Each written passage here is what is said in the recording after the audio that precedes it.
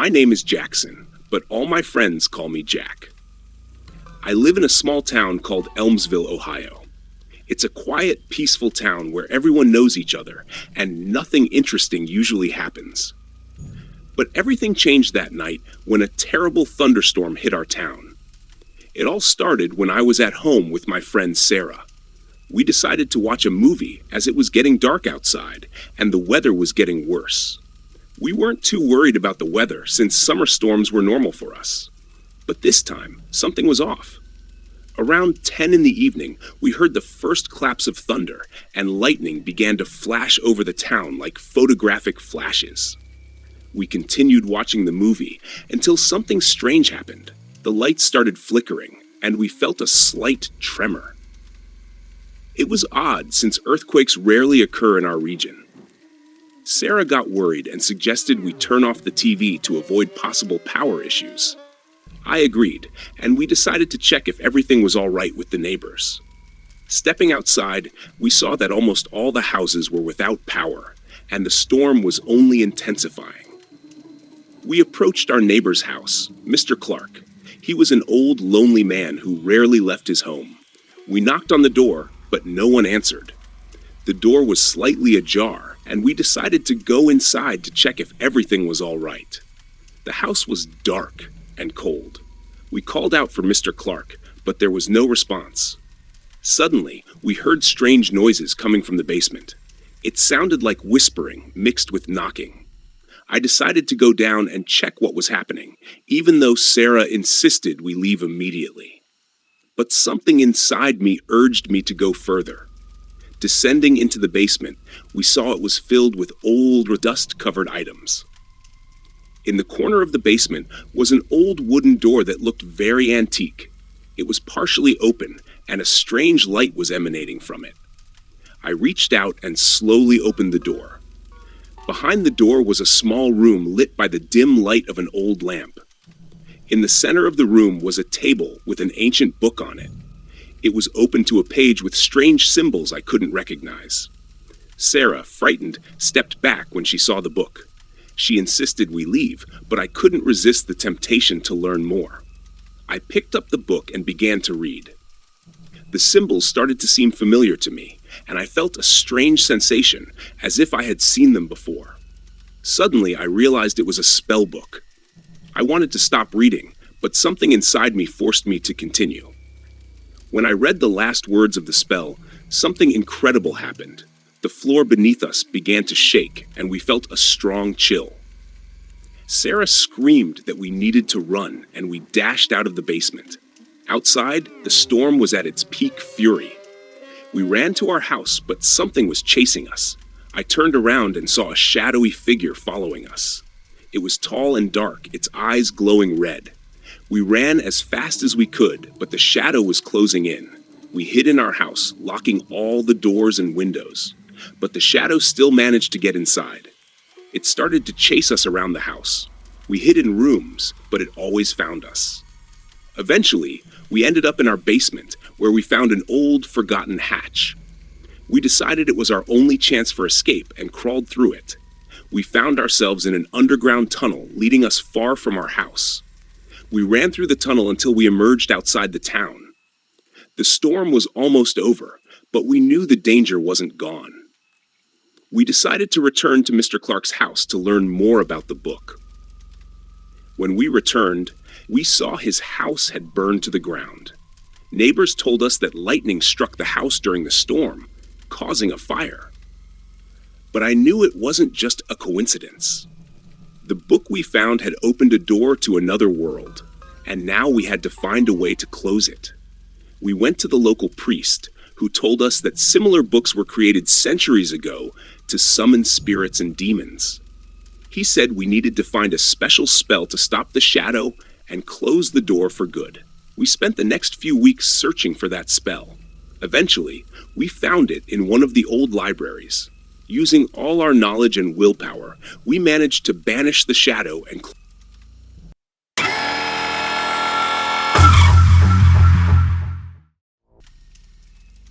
My name is Jackson, and I have always been a skeptic about paranormal phenomena. Living in the small town of Blackwood, Maine, I grew up surrounded by local legends and rumors, but I never believed in them until a storm one day changed my life forever. That evening, when the storm began, I was sitting in my old house on the outskirts of town. Black clouds covered the sky, and sudden flashes of lightning tore through the darkness. I decided to take shelter in the living room, watching the storm through the window. The storm quickly intensified, turning into something unspeakably terrifying. Suddenly, I noticed that one of the neighboring houses had disappeared. I knew its owners, Martha and Ben Williams. They had always been kind to me, and their home had stood here for more than a century. But now it was gone. I moved closer to the window, trying to see if it was just an illusion.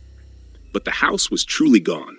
My curiosity overcame my fear. I put on my raincoat and went outside. The rain was pouring down, and each step was difficult because of the puddles. When I reached the spot where the Williams house had stood, I saw only emptiness. No traces, no debris, as if the house had never existed. Suddenly, I heard a voice calling me. It was Martha's voice. She stood in the middle of the storm, wet and bewildered. I ran to her, trying to ask what had happened, but her words were incoherent. She only repeated, "They came. They came for us." Suddenly, a lightning bolt struck nearby, and I felt a strong smell of ozone. When I looked at Martha again, she was gone. There was a deep silence around, and I realized that something supernatural was happening. I returned home, locked the doors tightly, and tried to calm down. But there was no peace. The entire night was filled with nightmares, in which I saw the storm taking people away. Waking up at dawn, I realized that I had to find out the truth. Over the next few days, I gathered all possible evidence about the storm. It turned out that this was not the first case. Every 10 years in Blackwood, people disappear during similar storms. The locals talked about ghosts coming with the storm, but all these stories seemed nonsensical to me. But now I understood that something was really happening. I visited the Old Town Archive, where I found records of similar disappearances. One of the documents mentioned an ancient Indian legend about spirits coming during a storm to take the souls of those who disrespected nature. I began preparing for the next storm. I knew I couldn't just sit and wait for it to happen again. I needed to find a way to stop these spirits and protect the town. I studied old rituals and prepared everything necessary. When the storm approached again 10 years later, I was ready. At night, when the sky was again covered with black clouds, I went to the place where the Williams house had disappeared. There, I began performing a ritual to protect the town from the spirits. A lightning bolt struck the ground, and I felt the earth tremble under my feet. Ghosts, resembling people I knew, emerged from the darkness. They were coming closer, but I didn't back down. I completed the ritual, and the ghosts disappeared, dissolving into the air. The storm began to subside, and I realized I had succeeded. I had protected the town, but the knowledge of what had happened left me forever changed.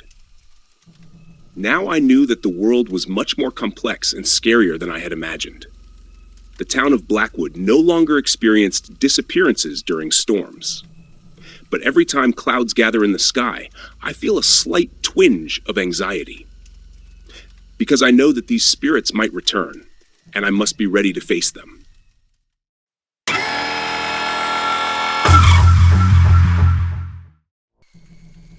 My name is Jonathan Reynolds, and I grew up in a small town called Woodsville in Tennessee. Summers in our town were always hot and humid, with thunderstorms being a frequent occurrence. However, one of them changed my life forever. It was July 2023. I had just returned home after a long day at the local auto repair shop. Dark clouds began to gather in the sky, and I knew a severe storm was approaching. But this was typical for Woodsville, so I didn't worry too much. At home, my wife Sarah and our 6-year-old daughter Emily were waiting for me. We were having dinner when suddenly a thunderclap shook the entire house. The lights flickered and then went out completely. We were left in darkness, illuminated only by the lightning flashing across the sky. I don't like this, Sarah said, holding Emily in her arms. John, maybe we should check the generator? I agreed and went to the garage where we kept the generator. However, when I turned it on, it unexpectedly stopped, as if something was obstructing its operation. I took out a flashlight and tried to figure out the problem, but found nothing. Returning to the house, I noticed strange shadows in the backyard. At first, I thought they were reflections of the lightning, but the shadows seemed too real. They moved and changed shape as if they were living creatures. Sarah, did you see that? I asked, returning to the living room. See what? She looked frightened. The shadows in the backyard. They are moving. Sarah looked out the window and suddenly her face turned pale. John, there's someone out there. I ran to the window and saw them. Dark, ominous figures standing in the middle of our yard. There were 3 of them, and they didn't look like people. Their shapes were blurred and their eyes glowed with a terrifying red light. John, what is that? Sarah began to panic. I don't know, I replied. But we need to leave the house. We grabbed Emily and ran to the door. But when we opened it, we saw one of those creatures standing right in front of us. It extended its long, gnarled hands towards us, and we felt an incredible chill. Back, I shouted, closing the door.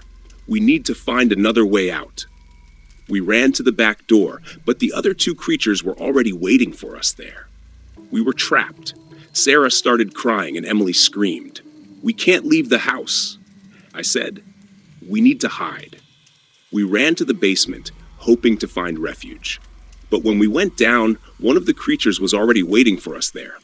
It extended its hands towards Sarah and Emily. Don't touch them. I lunged forward, trying to push the creature away, but my hands just went through it as if it were made of mist. It grabbed Sarah, and I heard her scream. John, help, she screamed, but I couldn't do anything. The creature was pulling her out of reality, de Savio, and her body gradually disappeared. Emily started to vanish as well, her screams fading until she was gone completely. No, I shouted, feeling a surge of despair. I was left alone in the dark basement, surrounded by ominous shadows. Suddenly, everything went silent. The storm stopped, and the shadows disappeared. I went upstairs, but the house was empty. Sarah and Emily had vanished without a trace. A year has passed since then. I still live in Woodsville, but my house has become a hollow shell. Every night I hear their voices, their screams, and see those ominous shadows. They haven't left me. And now I know that the storm on that July evening was just the beginning of my nightmare.